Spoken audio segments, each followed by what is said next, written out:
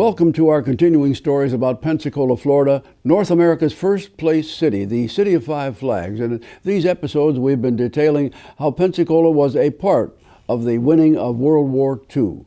And as we tried to tell the story, we drop in little bits and pieces about what was going on internationally as the battles were fought, but concentrating as much as we can on how people here were reacting to all of this, what they were doing, and what wonderful things they had done for the war effort, and also to maintain a good life for themselves here in the community. In our last episode, we had talked about the emergence here of how people in the civic clubs and others had worked so hard to raise money for the war. The civic clubs, even the school children, the Boy Scouts got involved in doing things like that.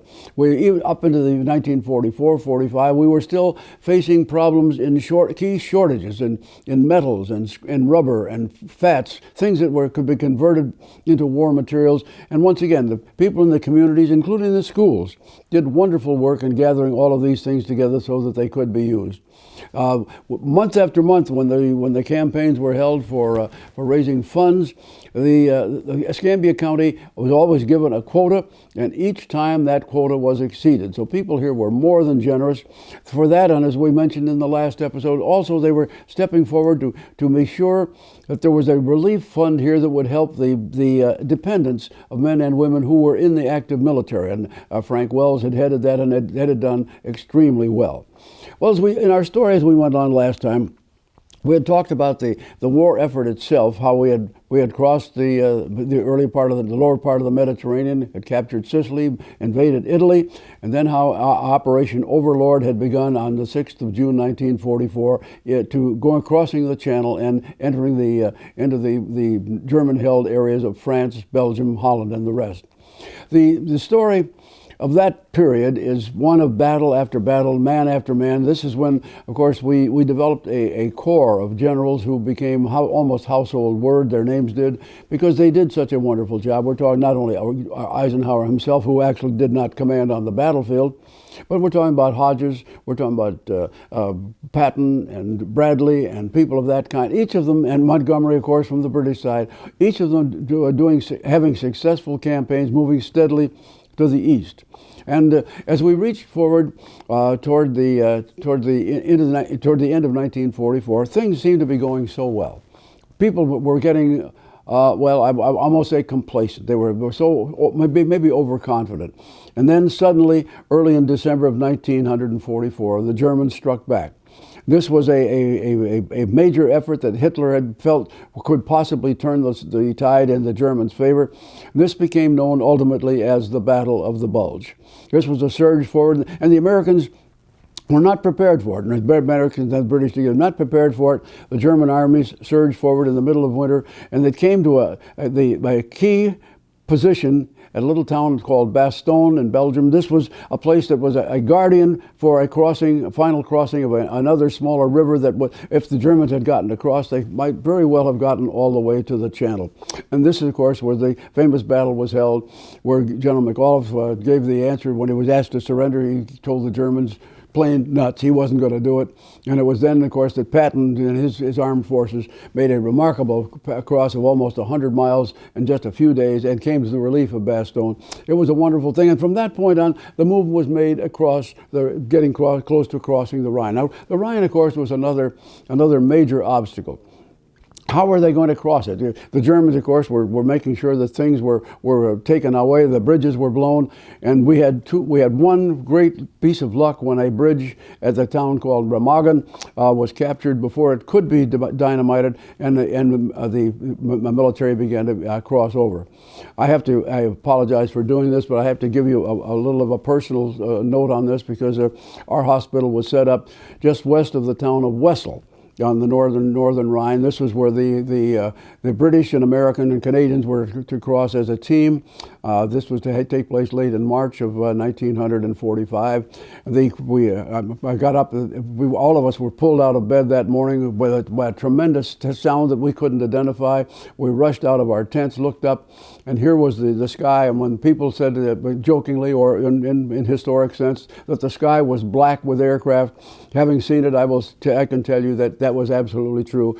They said as many as 7,000 aircraft went across to have many of of the aircraft carrying airborne troops, many of them also pulling gliders.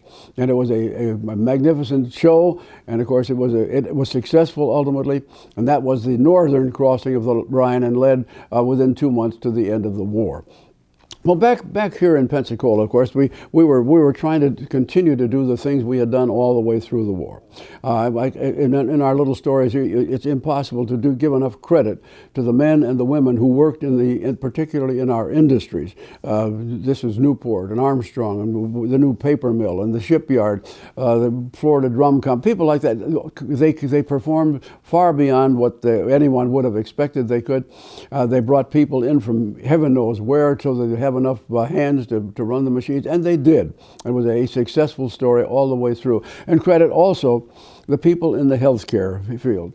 And we have to take a little bit of a side road on that so people in the later years can appreciate what this was like. When the war began, this is when we talk about the late 1941, we had about 40 physicians in all of Escambia County. And of course, a number of these men were reservists for Army and a few of them for the Air Corps. And basically, as many as 25% of the physicians that we had here were called away from service, which left all of the work for the entire normal civilian population, plus all of these other people who were coming in here who were looking around. If they got sick, where were they going to go? What could they do? And at that point in time, when the war began, we had just one hospital here in Penn. That was Sacred Heart, a little better than 100 beds, serving beautifully, but nonetheless they were just terribly overworked in what they were doing.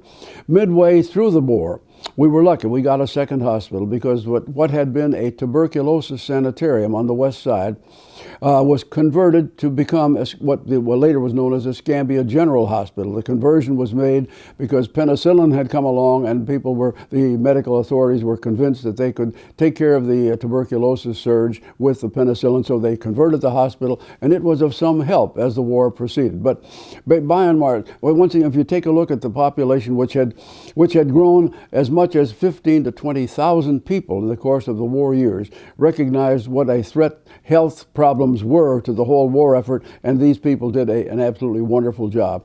I want to mention that within that same score, and it applied here in Pensacola as it did on the battlefield as well, this was when penicillin became available generally for any kind of medical use.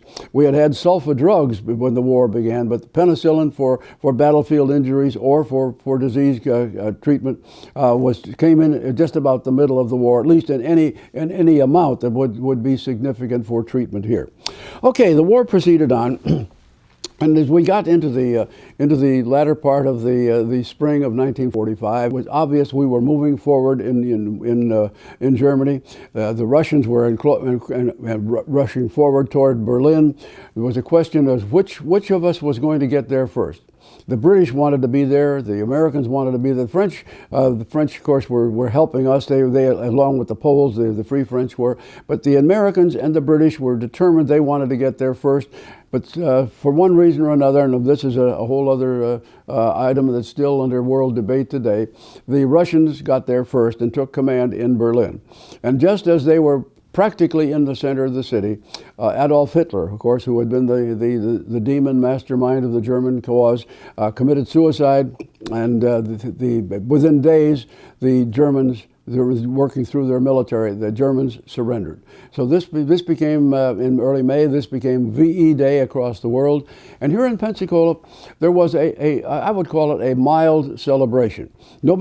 People didn't rush out, hold parades and things like that. People said, well, this is great. We've overcome this great obstacle. We've done our job here, but the war is not over. We still have the Japanese concern to face us. So at that point, everything began to turn toward the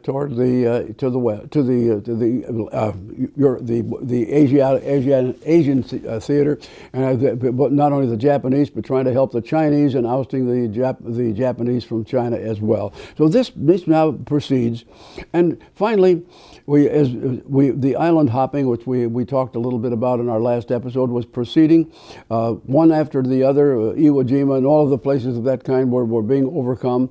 And now the question was, how are we going to do this?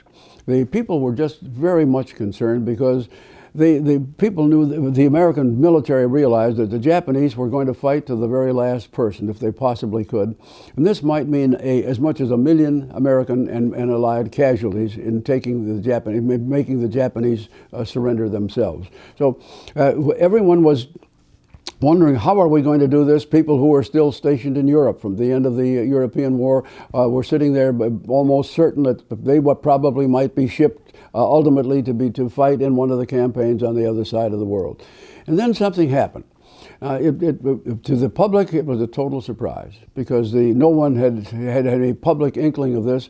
But we've learned much later on, of course, that not only the Allies, Americans and the British, but the Germans and the Russians also were working towards the creation of an atomic bomb.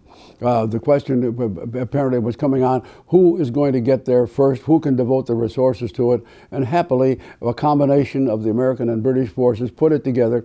And early in the month of August of 1945, a small article appeared in the local paper saying that an unusual bomb had been exploded in the West, in the desert of the western United States. It wasn't a big story. It didn't make page one, but it was there. And then 4 days later, the first bomb was dropped on Hiroshima. And then 2 days later, a second one dropped on Nagasaki. And the Japanese began negotiating at that point. They didn't surrender immediately. The negotiations went on for more than a week before they actually did finally agree. I guess they were fairly sure that we must have more of these bombs, which apparently at this time we didn't. But nonetheless, they gave up. They quit. And at this point in time, the Allies put together a program, and here again, people in Pensacola ultimately became very much involved in this, because the Americans put together a program that ultimately put 400,000 military and civilian people in Japan to take over and run their government. Well, a number of people from Pensacola were a part of that. One of them, a little bit later on, became a professor at the University of West Florida, Dr. Eubanks, who told many stories back here about the Americans went in there and with the foresight of Douglas MacArthur put together a program that surprised the Japanese, pacified them, and as a result of that, a harmonious relationship developed, which has continued on for many years. So how did the war end? Well, as we talk about statistics, the United States before the war, but including all people in the military forces of all grades and all styles, we had about 16 million men and women in the military. Of that number, in the course of the war, about 1 million casualties were suffered. Not that doesn't mean 1 million deaths, but 1 million casualties were suffered, and that's a very significant number. But happily, it could have been a lot worse as things turned out. Back here in our own community, we were able to do things for the incoming masses of people who were coming as workers, and a lot of those people elected to stay, so that as the war ended, all of the industries that had done so well during the course of the war maintained themselves and were continued as employers. Often after a serious war, there was a serious depression. People felt that might be coming here too, but happily it did not happen. And the nice part of it was people in Pensacola had been making a good deal of money. They couldn't spend it very much because there wasn't a whole lot that they could buy with their money, but they were saving it. And so when the war was over, within a matter of months, new goods, automobiles and the like, were coming down the production line, and we were opening a whole new era to people here in Pensacola. Our government stayed the same, our people stayed the same, and we could say right now we did our part to win World War II.